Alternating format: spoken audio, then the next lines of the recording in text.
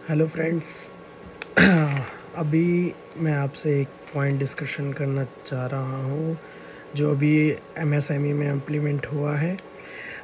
MSME का एक new rule आया है पेमेंट का, जिसमें आपको एमएसएमई वेंडर्स जो भी हैं उसमें माइक्रो और स्मॉल में उनको आपको 15 डेज़ में पेमेंट क्लियर करनी पड़ेगी विदाउट एग्रीमेंट। अगर आपका उनके साथ एग्रीमेंट है तो 45 डेज़ के अंदर में आपको वो पेमेंट क्लियर करनी पड़ेगी। अगर आप 45 डेज़ के अंदर वो पेमेंट क्लियर नहीं करते हैं तो आपका वो एक्सपेंस, वो परचेज़, वो सारा डिसअलाउ हो जाएगा और एज़ पर इनकम टैक्स के अंदर जाके आपका वो प्रॉफिट में ऐड ऑन हो जाएगा। फिर आपको उसके ऊपर टैक्स की लायबिलिटी लगेगी विद इंटरेस्ट, और इंटरेस्ट के ऊपर जो आप एक्सपेंस क्लेम करते हैं वो क्लेम भी डिसअलाउ हो जाएगा। तो बेसिकली इसमें 2 पॉइंट है।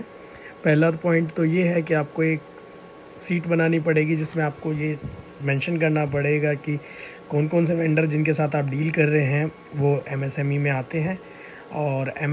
आते हैं और सेकंड चीज़ देखनी होगी कि एमएसएमई में कौन सी कैटेगरी में आते हैं।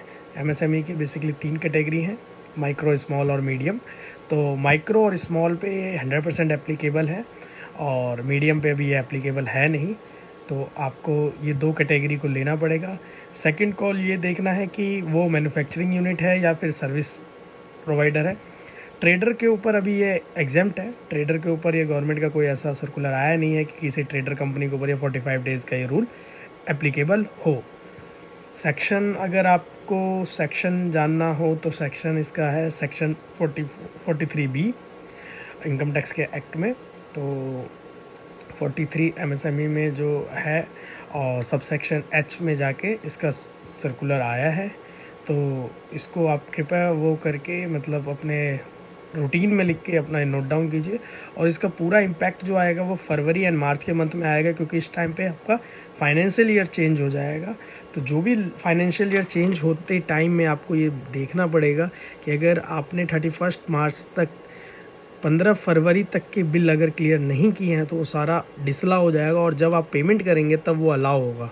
तो फाइनेंशियल ईयर चेंज होने के कारण आपका जो इम्पैक्ट आएगा वो उस ईयर में आपको टैक्सेबल बना देगा और उसके ऊपर आपको टैक्स विद इंटरेस्ट पे करना पड़ेगा।